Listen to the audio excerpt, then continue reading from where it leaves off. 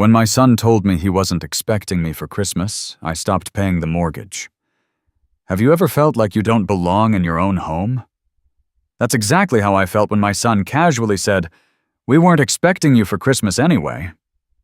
After everything I've done for him, that one hit hard. But the thing is, my name's still on the deed.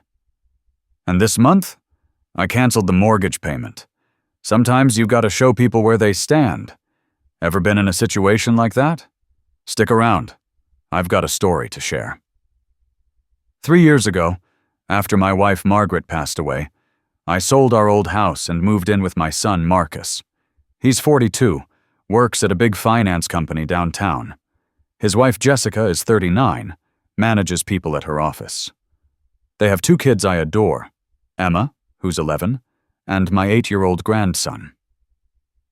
At first, everything seemed normal. We'd sit around the dinner table that Margaret and I had picked out 20 years ago, the one with the small scratch on the corner where my grandson had dropped his toy truck. I had thought that by contributing to the household expenses, I was giving back to the family. But now, it felt like my contributions were being overlooked, like they didn't matter. I remembered when Margaret and I had saved every penny to buy our first house, the pride we felt when we paid off the mortgage together. Now, I was just the old man who paid the bills without ever being asked. Maybe I should have seen the signs earlier. The first sign was subtle. Marcus would change the subject whenever I brought up house expenses. "Don't worry, Dad, I got it covered," he'd say, waving his hand dismissively.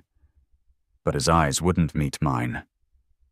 I'd pull out my checkbook, ready to split the electric bill or water payment, and he'd practically sprint out of the room. "We'll talk about it later, Dad." Later never came. I started keeping track of these conversations in my head, like a detective following breadcrumbs. It wasn't just about the words anymore.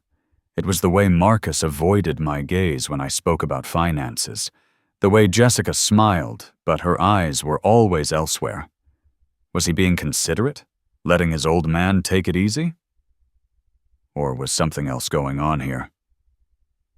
The doubt started growing like a tumor, slow but persistent. Each avoided conversation felt like another piece of evidence in a case I didn't want to build. Jessica's behavior changed, too. She'd smile when she saw me, but it felt rehearsed. You know that fake smile people give when they're tolerating you? Yeah, that one. It never reached her eyes. During family dinners, she'd make polite conversation about my day, but I could feel her watching me, like she was calculating something. When I offered to help with groceries or household shopping, she'd get this tight expression. "Oh, Richard, you don't need to worry about that." But her voice had an edge to it, sharp, dismissive. I kept telling myself I was overthinking it. Problem was, I wasn't overthinking anything. The kitchen conversations would die the moment I walked in, replaced by that suffocating silence that makes you feel like an intruder in your own home. Last week, I saw Marcus and Jessica whispering in the kitchen.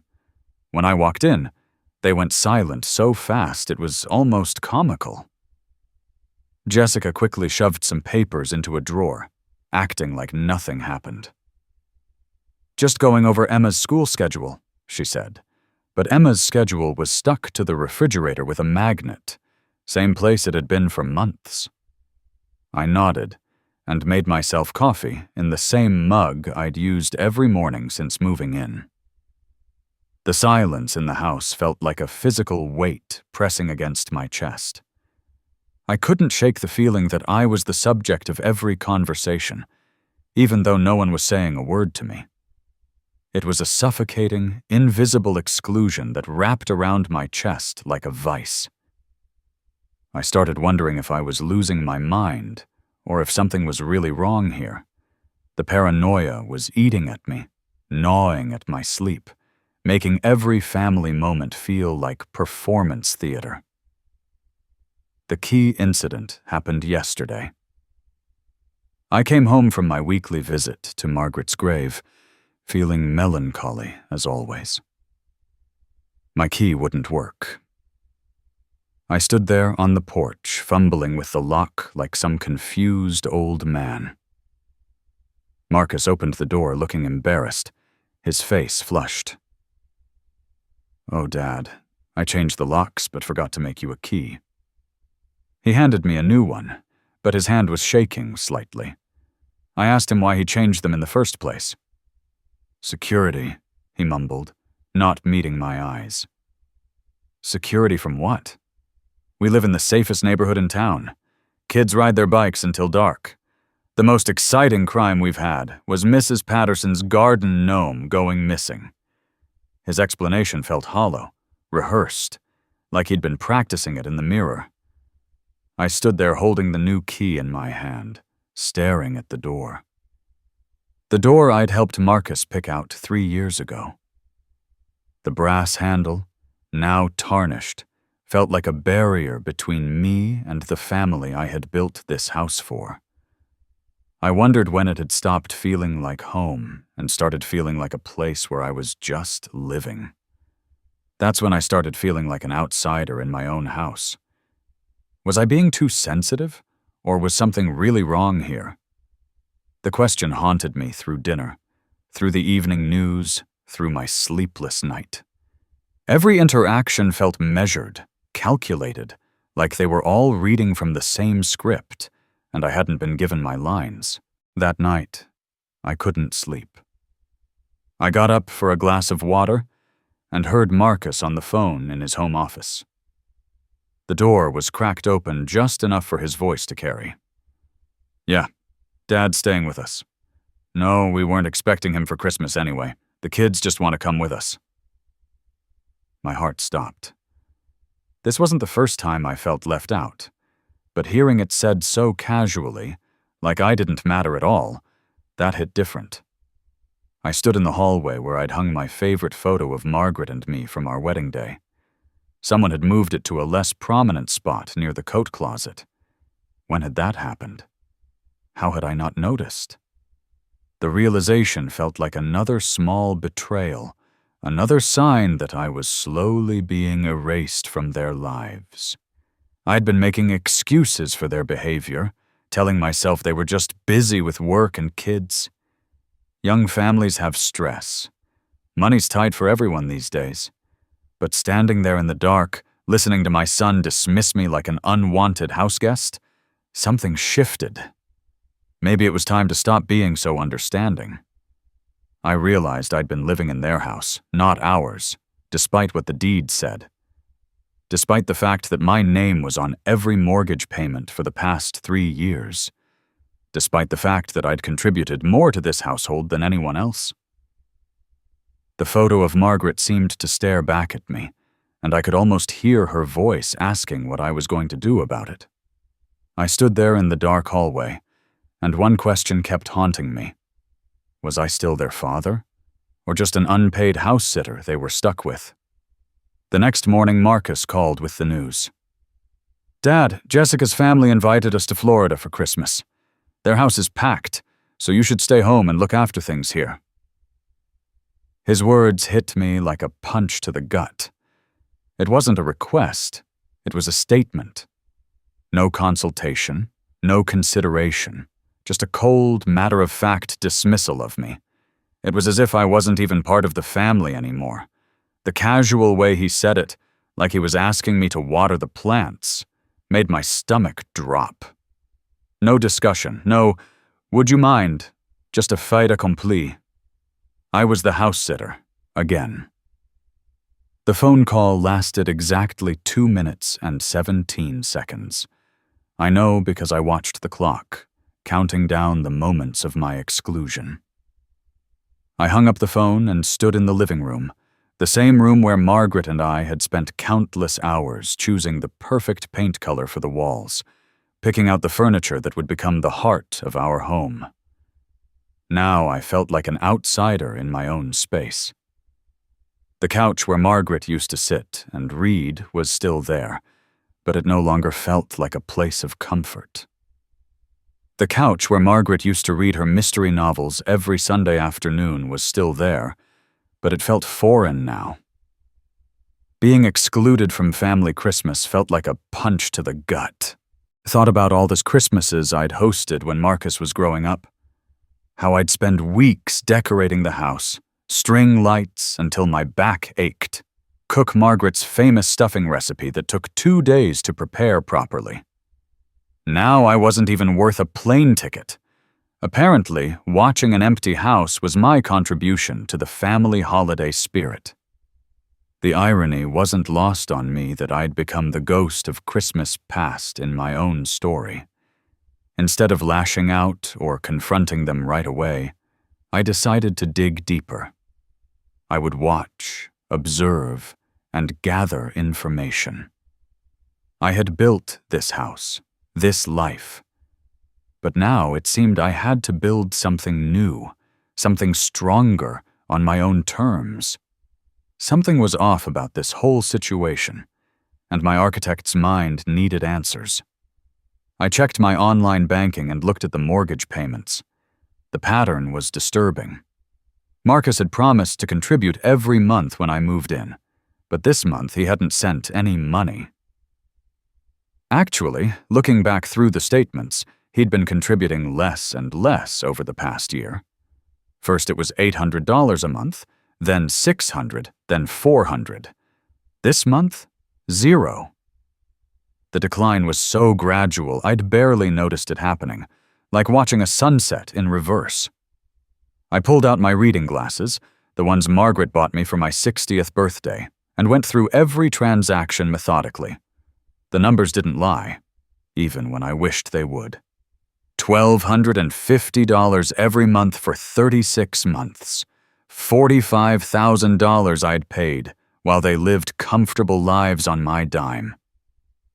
Maybe I was being paranoid, but the pattern was clear as day.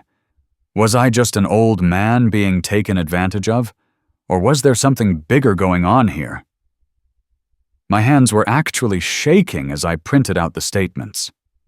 Each page that came out of the printer felt like another piece of evidence in a case I was building against my own son. Going through the mail pile on the kitchen counter, I found a letter from our bank addressed to me, but it had already been opened. The envelope was slit cleanly, professionally. Inside was an approval notice for a personal loan using our house as security. I knew nothing about this loan. $200,000. My hands started shaking as I read the details. Someone had used my name, my social security number, my house as collateral for money I'd never seen. The signature at the bottom looked like mine, but I'd never signed anything like this. I sat down in my old recliner, the one I'd bought after my back surgery 5 years ago, and tried to make sense of what I was seeing. The leather was worn smooth from years of use, but it no longer felt comfortable. The hurt turned into something colder, something harder. I gave them everything. What did they give me back? Lies, manipulation, theft. I thought about Margaret, how she'd saved every penny from her part-time job at the library to help with the down payment on this house. How we'd eaten peanut butter sandwiches for lunch for 6 months so we could afford the closing costs. How proud she'd been when we finally had something to leave our son. Marcus will never have to worry about having a roof over his head, she'd said. If she could see what he was doing with that gift now, it would break her heart all over again. She'd trusted him with our legacy, and he was stealing it piece by piece. I called my lawyer friend from my working days. We'd designed office buildings together back in the 80s, back when handshake deals still meant something. Listen, I need to see you today. It's urgent. His voice was concerned when he heard the strain in mine. Richard, if what you're telling me is true over the phone, this could be fraud. You need to gather evidence right away. The word fraud hit me like a physical blow. My own son, a criminal. He had always been straight with me, never sugarcoated anything. His voice was serious in a way that made my chest tight. 30 years of friendship, and I'd never heard him sound so grave. I looked around the house and saw Marcus and Jessica laughing and talking like everything was normal, not knowing a storm was coming. Marcus was helping Emma with her homework at the kitchen table, being the devoted father. Jessica was preparing dinner, humming softly to herself. They looked like the perfect family. But I knew better now. This wasn't just about Christmas anymore. This was about respect, about being treated like I mattered. The trust I'd had in my own son became sharp, cutting pain. Every laugh from the kitchen felt like mockery. Every smile felt calculated, designed to keep me docile while they systematically robbed me blind. Tonight, I would start collecting evidence. If they wanted to treat me like I didn't exist, maybe it was time to show them what happens when I actually don't. I opened my laptop, the same one I'd used to design houses for families who appreciated having a roof over their heads. Every page that came out of my printer felt like another piece of a puzzle I didn't want to solve. But sometimes the truth forces itself on you, whether you're ready or not. Bank statements, email exchanges, promises broken and documented in black and white. The evidence was mounting, and tomorrow everything would change. As I gathered the papers, I couldn't shake one thought. Was I looking for justice, or was I about to destroy my family forever? Instead of confronting them directly, I chose silence as my weapon. When Marcus asked about my weekend plans, I just nodded. When Jessica invited me to dinner with them, I politely declined. My silence made them uncomfortable in ways my words never could. I'd learned this trick in business negotiations. Sometimes, saying nothing speaks louder than any argument. Marcus kept glancing at me during dinner, trying to figure out what had changed. His fork would pause halfway to his mouth, watching me. Jessica asked if I was feeling okay. I just smiled and said I was fine. That smile seemed to worry them more than complaining would have. Funny how people notice when you stop caring about their approval. The change in dynamic was immediate and palpable, like a shift in atmospheric pressure before a storm. The documentation phase became my obsession. I printed all bank statements from the past 2 years, highlighting every mortgage payment I'd made in yellow marker. $1,250 every month for 24 months. $30,000 I'd paid while they lived comfortable lives on my dime. Each highlighted line felt like another betrayal. Marcus had promised to contribute when I moved in. But this month, no money had come through. It wasn't the first time, but it felt different now. His promises were like empty words, and I could feel the trust eroding between us. I had been patient for so long, but now I was starting to wonder if I'd been nothing more than an ATM to them. I found old emails and text messages between Marcus and me about sharing house expenses, where he'd made promises he never kept. "Don't worry, Dad. I'll handle my share next month." That was 18 months ago. The message was still in my phone, time-stamped and saved. I kept every digital receipt, every conversation, every broken promise documented in black and white. My old filing system from the architecture office came in handy. Organization was always my strength, even when trust wasn't. I created folders. Mortgage payments, loan documents, email evidence, bank correspondence. Each folder grew thicker by the day. I felt like a detective investigating my own family. The irony wasn't lost on me. I'd spent 30 years building structures that families could live in safely. Now I was documenting how my own family was tearing down everything I'd built for them. Every document told a story of systematic deception, a pattern of lies that stretched back months, maybe years. The evidence was damning, and it was all in black and white. While searching through paperwork in the home office, I found a copy of the loan agreement for $200,000, using our house as security. My forged signature was clear as day on the bottom. Marcus had committed a serious crime. I sat there looking at my own signature, knowing I'd never written it. The handwriting was close, but not perfect. The way I make my R has a specific flourish that comes from years of signing architectural drawings, 40 years of signing contracts, blueprints, inspection reports. This signature was missing that detail. Someone had practiced copying my name, but they'd missed the little things that make it uniquely mine. The forgery was good, but not good enough to fool the man whose name had been stolen. The hurt transformed into cold determination. My own son had systematically lied to me. This wasn't a misunderstanding or poor judgment. This was a calculated plan to steal from me. I couldn't sit back anymore.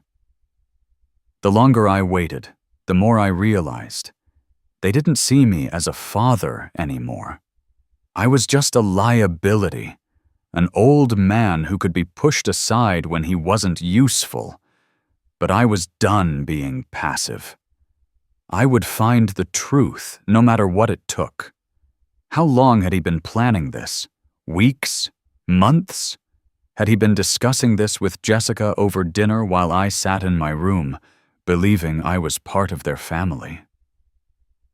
The betrayal cut deeper than Margaret's death.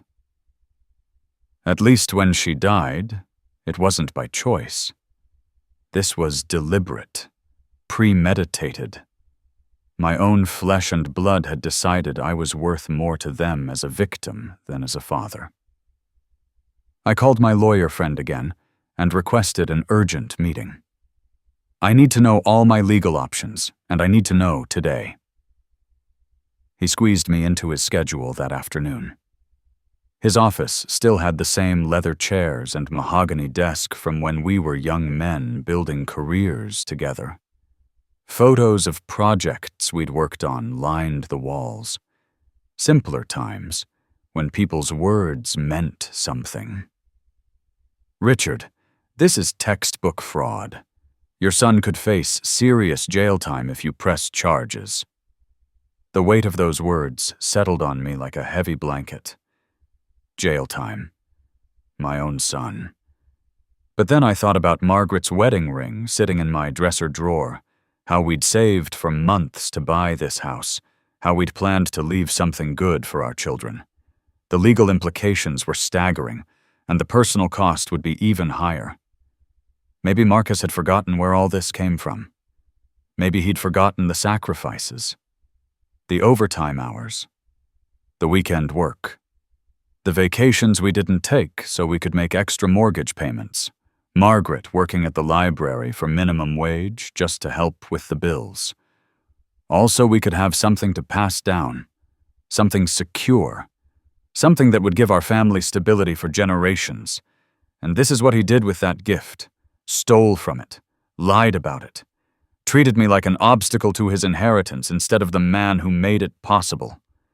Every sacrifice we'd made, every penny we'd saved, had been transformed into a weapon used against me.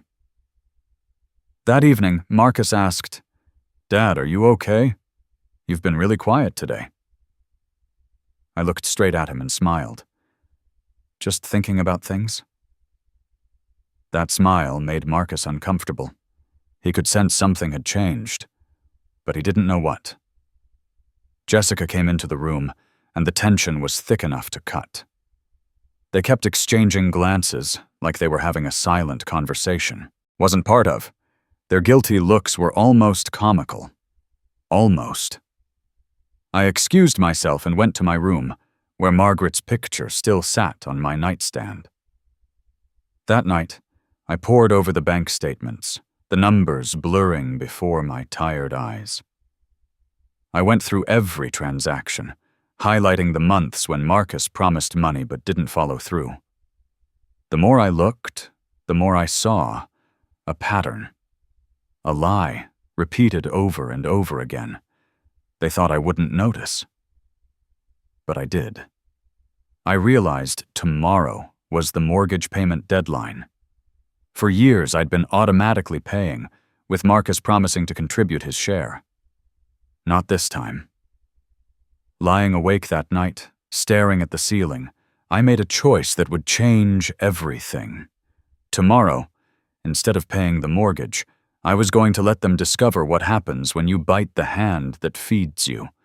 I thought about all the years I'd worked overtime to afford this house, all the sacrifices Margaret and I had made.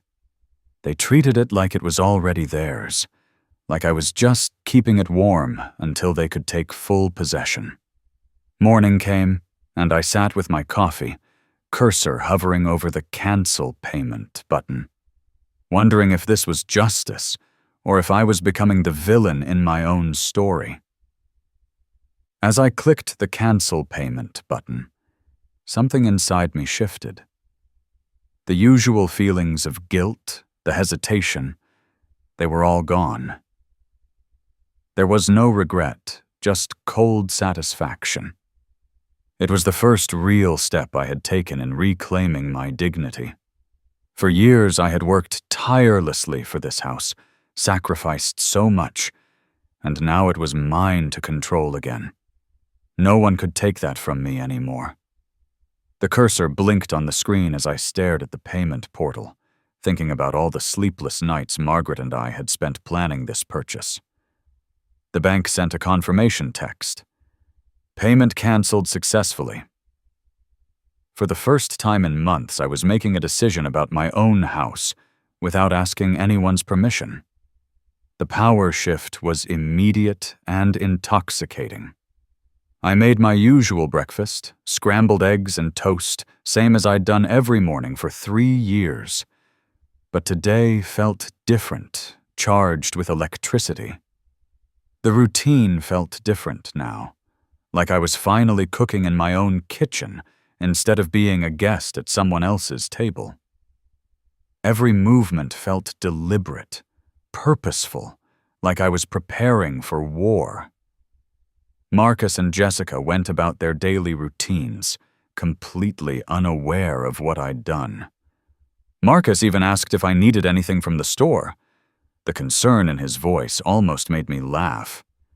No thanks, I can take care of myself. He gave me a strange look, but shrugged it off. Jessica reminded me about Emma's school play next week, like I was still part of their normal family planning. If only they knew that their normal was about to become very abnormal very quickly. I spent the day watching them live their lives, funded by my money, in my house, while plotting my exclusion from their Christmas plans. The waiting was almost enjoyable. I felt like I was watching a movie where I knew the ending, but the characters didn't. Marcus came home from work talking about a client meeting that went well. Jessica showed me a funny email from her boss. They were so comfortable in their deception, so confident that their house of cards was stable. I'd seen stories like this before, and never thought it could happen to me. But here I was, living it. The calm before the storm felt like preparation for battle. I watched Jessica reorganize the kitchen cabinets, humming softly to herself, completely oblivious that her world was about to crumble. Marcus helped Emma with her science project, playing the devoted father role to perfection. Their acting skills were impressive, I had to admit. 2 days later, Marcus rushed into the house with a panicked face, holding a bank letter. His tie was crooked, and his hair looked like he'd been running his hands through it. Sweat stains under his arms despite the cool weather. "Dad, the bank sent a late notice. Why didn't you pay the mortgage?" His voice cracked on the last word. I was sitting in my recliner, reading the newspaper like nothing had happened. The crossword puzzle was particularly challenging that day. At dinner, Marcus asked me about my weekend plans, his voice flat and unconvincing. I noticed his eyes darting toward Jessica, then quickly looking away. The nervous energy in the room was palpable, but I said nothing. Instead, I focused on my plate, taking slow bites of food, each one a calculated action. I wasn't just eating, I was observing, waiting for them to show their cards. The silence stretched between us like a taut wire, ready to snap at any moment. I could hear the grandfather clock ticking in the hallway, counting down the seconds until their world collapsed. I looked at Marcus calmly and said, "I canceled the payment." The color drained from his face so fast I thought he might faint. The newspaper rustled as I turned the page, pretending to read while watching his reaction from the corner of my eye. Marcus looked shocked. Actually shocked. Like he couldn't believe I was capable of independent thought. "What? Why? I didn't know you were going to do that." His voice went up an octave, like when he was 12 and got caught breaking something. That childhood guilt was still there, buried under years of adult manipulation. I gave him a cold response. "You don't know a lot of things, Marcus. Like how you didn't know you needed to ask permission before borrowing $200,000 against this house." The silence that followed was deafening. Marcus's face went white as a sheet. Jessica ran out from the kitchen, probably heard our conversation, and looked equally stunned. They both knew they'd been caught red-handed. The look they exchanged was pure panic. I could practically see their minds racing, trying to figure out how much I knew and what I planned to do about it. Their perfect con was unraveling in real time. Instead of screaming or arguing, I simply stood up and walked to my room, leaving them in complete chaos. This silence was more terrifying than any words I could have said. I'd learned in business that when you hold all the cards, you don't need to shout about it. You just play them one at a time. I could hear them whispering frantically outside my door. Jessica's voice was sharp and angry. "I told you this was a bad idea. Now he knows everything." Marcus replied in a shaking voice. "What are we going to do now? If he calls the police, I could go to jail." Their marriage was cracking under pressure, and I could hear every fault line from my bedroom.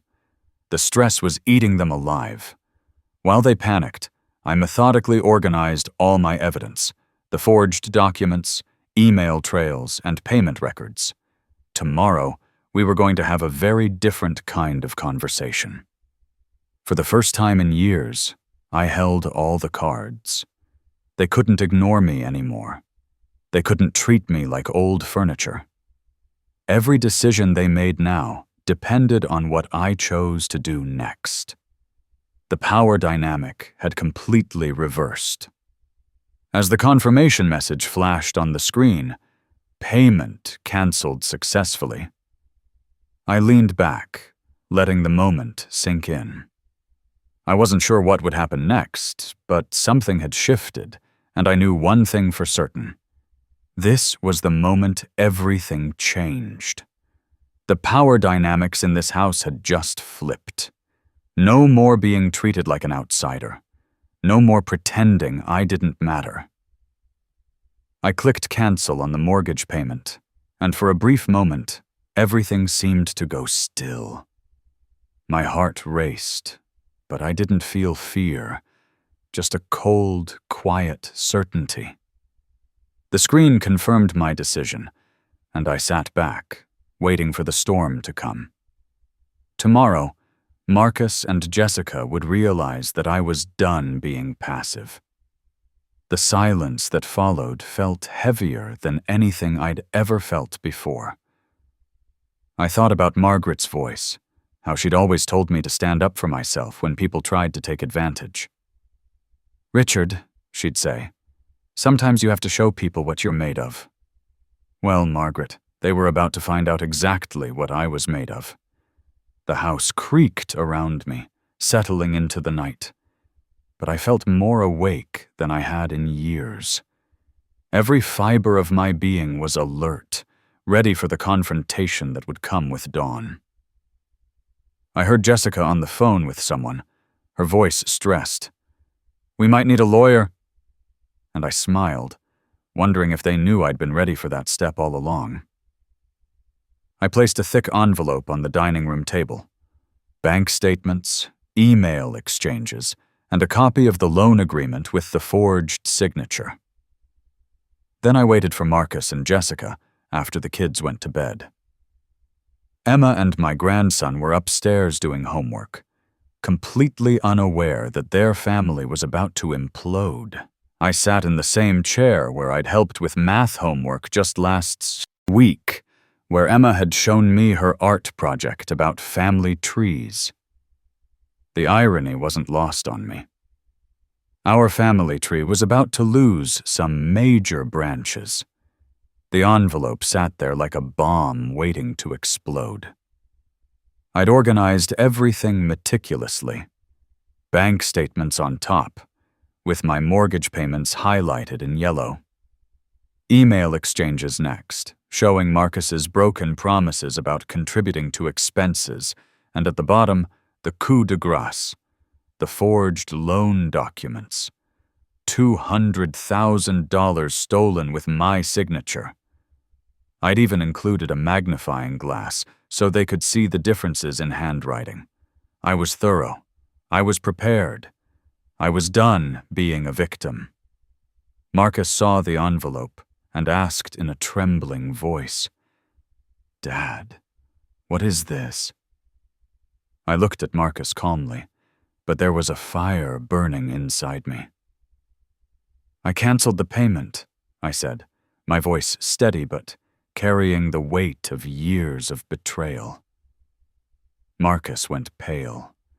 His lips parted, but no words came out.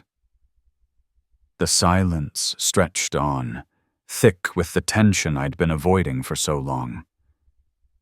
I could see the panic setting in, the realization that everything he had worked so hard to hide was finally coming to light.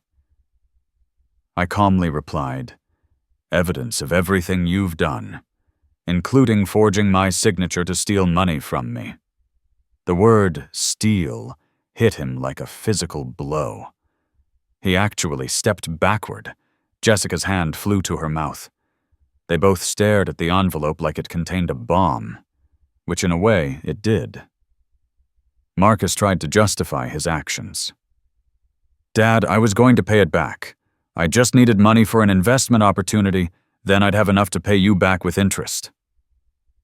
His voice sounded like a child making excuses for breaking a window. The desperation was pathetic. Jessica jumped in. "We did it because we wanted a better life for our family." A better life built on lies and theft. How noble of them. I'd heard this speech before from clients who'd cut corners on construction. "We just wanted to save money. We were going to fix it later. Nobody would get hurt." The same justifications criminals always use when they get caught. I held up the forged contract. "Then why didn't you ask me? Why did you forge my signature?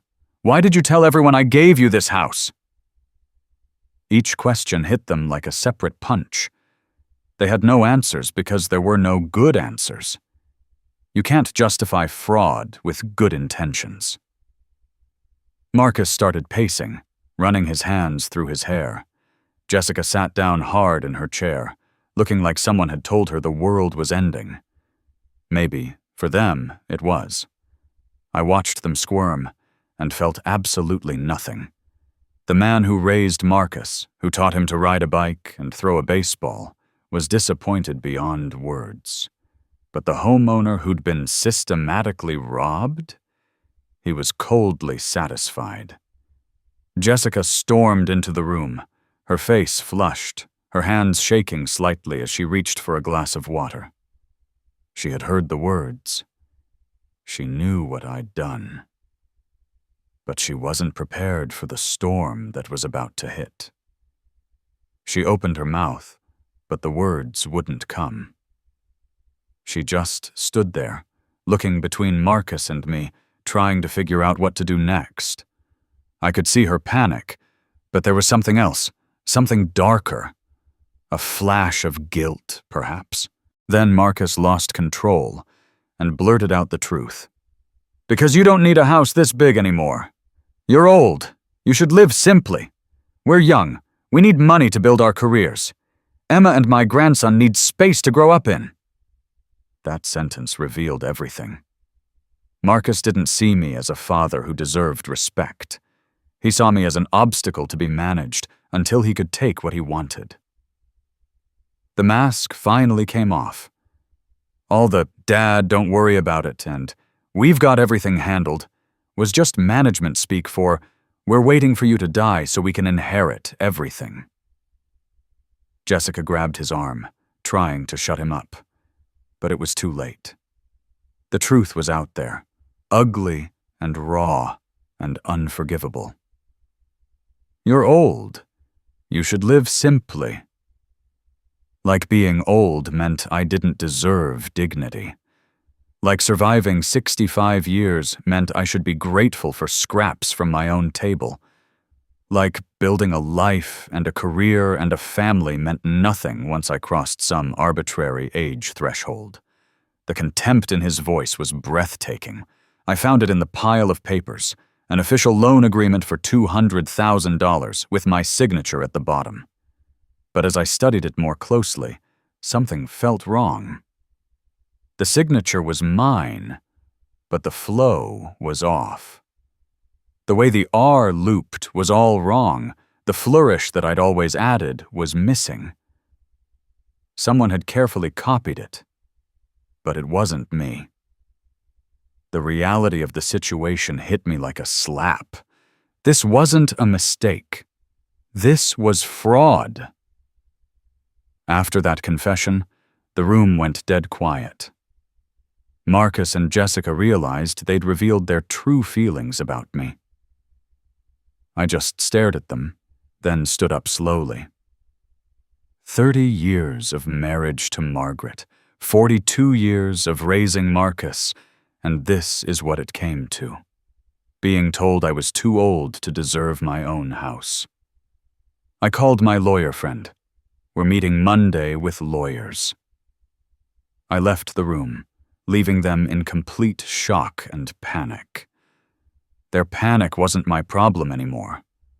I could hear their frantic conversation through the door. Jessica was blaming Marcus for ruining everything. Marcus was realizing he might face criminal charges for fraud. All their marriage tensions exploded under the pressure. Years of resentment came pouring out. "You said this would work. You said he'd never find out. Now look what you've done." Their perfect partnership in crime was falling apart just like their perfect family facade. For the first time in months, I felt completely calm. No more wondering, no more doubts about their intentions. Now everyone knew exactly where they stood. The hurt twisted into something colder, more calculated. This wasn't just about betrayal. This was about manipulation, systematic, careful, deliberate. They had taken everything I had built, and now it was time for them to face the consequences. I stood up, the papers in my hands, feeling the weight of every decision I'd made. Tomorrow, I would show them what it meant to cross me. If you were me, could you ever forgive words like that? Monday was 2 days away, and I wondered, had I just freed myself or destroyed my family forever? My lawyer friend, Thomas, squeezed me into his schedule. I sat in his office, feeling the weight of the decision pressing down on me. The leather chairs, the polished mahogany desk, everything around me seemed to remind me of the life I had built, the life they tried to take. The conference room had floor-to-ceiling windows overlooking downtown, same view I used to see from my old architecture office. Marcus and Jessica arrived with their own attorney, a younger man who specialized in financial disputes and family law. He was younger than I expected. Probably thought he could intimidate an old man into a quiet settlement. He was about to learn otherwise. The mahogany table between us felt like a battlefield, and I was finally ready to fight. Their lawyer, a young man in a sharp suit, tried to minimize the situation. "It's just a family misunderstanding," he said with a dismissive wave. But Thomas wasn't having it. He laid out the documents, the forged signatures, the bank records, all of it. "This isn't a misunderstanding," Thomas said. "This is fraud."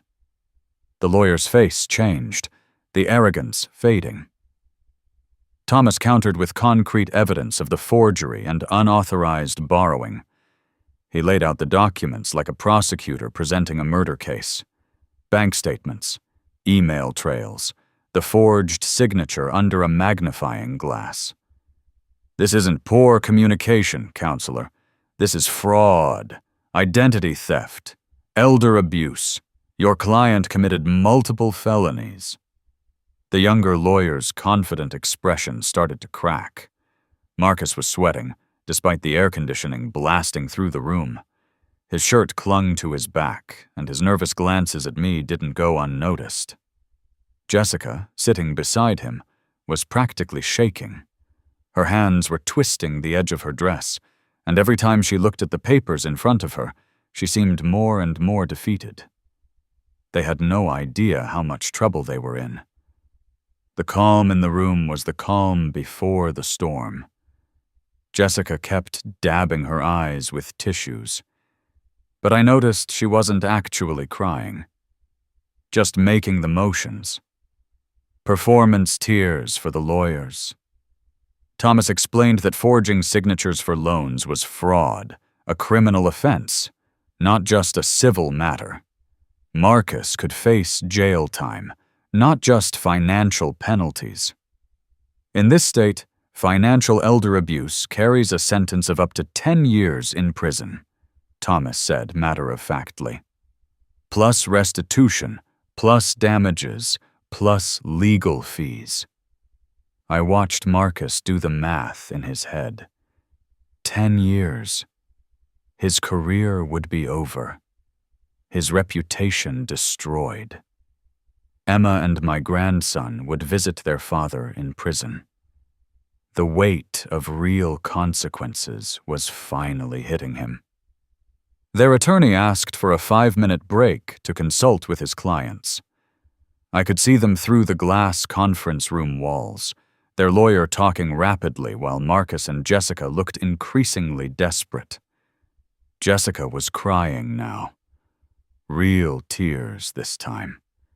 Marcus kept shaking his head, probably realizing that his financial crimes had real financial consequences. When they returned, Marcus was pale and shaking.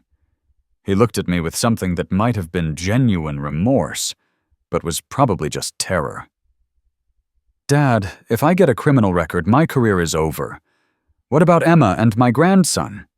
What about your grandchildren?" The emotional manipulation was textbook. Appeal to family, appeal to the children, make me the bad guy for protecting myself from theft. My cold response: "Did you think about them before you forged my signature?" The question hung in the air like smoke. Jessica started blaming Marcus openly. "I told you not to do this. Now our whole family is affected by your stupid decisions." The cracks in their relationship became obvious to everyone in the room. Their attorney looked like he wished he'd never taken this case. Thomas presented their options. Marcus had to refinance the house to pay back all the money I'd invested, plus damages and legal fees. Or they could sell the house and split the proceeds based on actual contributions. If they refused, I would file criminal charges. Their attorney asked for time to consult with his clients. Thomas set a 48-hour deadline for their decision.